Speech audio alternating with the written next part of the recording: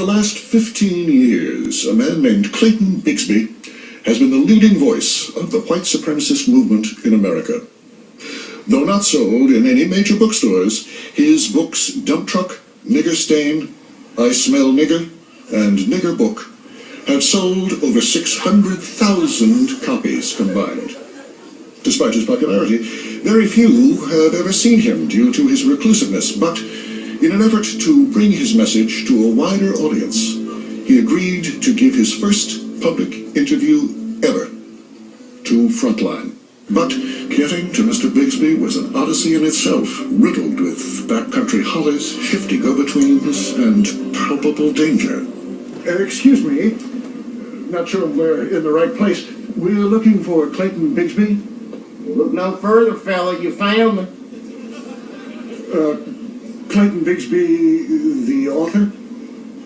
What, you don't think I can write them books? Just 'cause I'm blind don't mean I'm dumb. How could this have happened? A black white supremacist. Our search for answers led us here to the Wexler Home for the Blind, where Mr. Bigsby spent the first 19 years of his life. Bridget Wexler is the home's headmistress. Well, he was the only Negro we'd ever had around here, so we figured we'd make it easier on Clayton by just telling him and all the other blind kids that he was white. And you never questioned it. Why would he? You've written 4 books now. I've written 6 books. They published 4. What would you say is the overall message of your books? Sir, my message is simple. Niggers, Jews, homosexuals, Mexicans, Arabs, and all kinds of different shanks stink, and I hate it. I noticed you referred to African Americans. What exactly is your problem? How much time you got, buddy?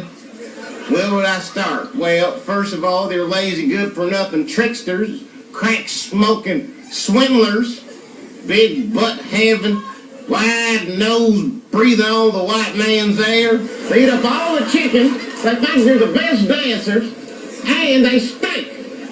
Did I mention that before? Yes, I believe you did, sir. Matter of fact, my friend Jasper told me one of them coons came by his house to pick his sister up for a date. He said, "Look here, nigger, that there's my girl.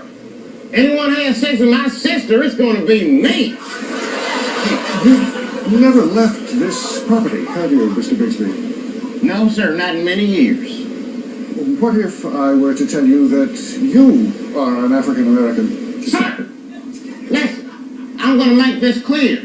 I'm in no way, shape, or form involved in any niggerdom. You understand? Yes, sir, but nothing. Now, if you'll excuse me, I have a book signing to go to. Why don't you bring your media cameras over there if you want to see some real truth? Prudence! Prudence, have Jasper load the truck. And Clayton Bigsby, black white supremacist, ventured out into an unsuspecting world. sir, you're a friend. Why not tell him he's African American? Listen, man, he's too important to the movement. But tell him he's black, he'd probably kill himself. Just to be one less nigger around. His commitment is that deep. I'm overwhelmed by the irony. Hey, Dr. Boy.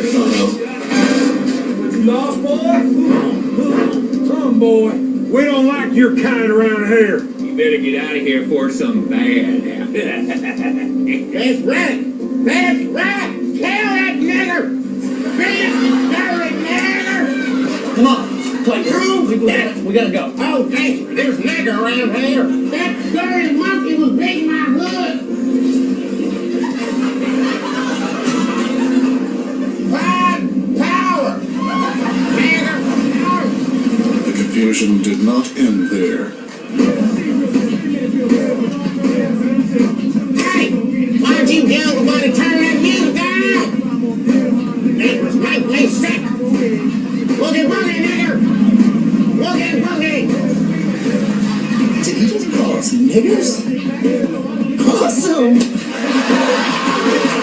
The anticipation was at a fever pitch as we arrived at Mr. Bigsby's book signing. The man who should be the next president of the United States. All right, Jasper, time to show these people what white power's all about. You better put your hood on, Clayton. All right. Might wanna hide your identity to be safer. You know, in case some radical in sympathy with the cause wants to shoot you. Yeah, it's good thinking. All right.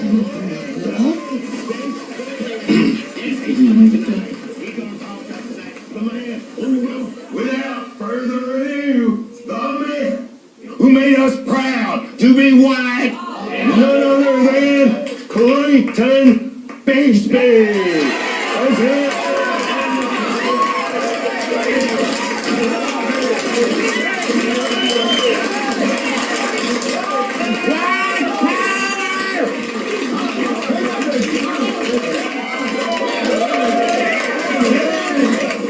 Everybody has a lot of things to discuss, mainly Negroes. America's at war with Al Qaeda, but we're still losing the war against Al Sharpton. The Asian community was a target as well. Let's talk about Chinese people with their kung fu and all that silly chong talk. I can't understand you. Go back to your country, white power. Mr. Bigsby was also critical of the entertainment industry. Don't let the liberal media tell you how to think and feel. If you have hate in your heart, let it out. If you don't like Will and Grace, that don't mean there's something wrong with you. It means there's something wrong with Will. Who's homosexual? Politicians weren't spared either. White power. Colin Powell. Conolingus rice. Conolingus rice sounds like a Mexican dish. Maybe we should put her on the plate and send her to Mexico so the Mexicans will eat her. Right. Just open up your heart and let that hate out. Show us your face. We want to see your face. Who said that? You want to see my face?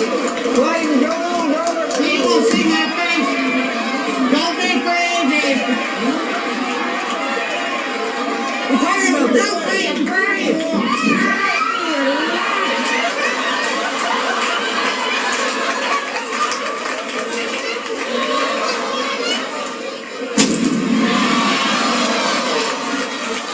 There is cookie and punch for us to enjoy, and we can make talk about white brotherhood. Thank y'all for coming. White power! Mr. Bigsby was not harmed that night, but irreparable damage has been done to his reputation and in many ways the white power movement. We're told that in the last few weeks he has accepted the fact that he is a black man. And 3 days ago, he filed for divorce from his wife.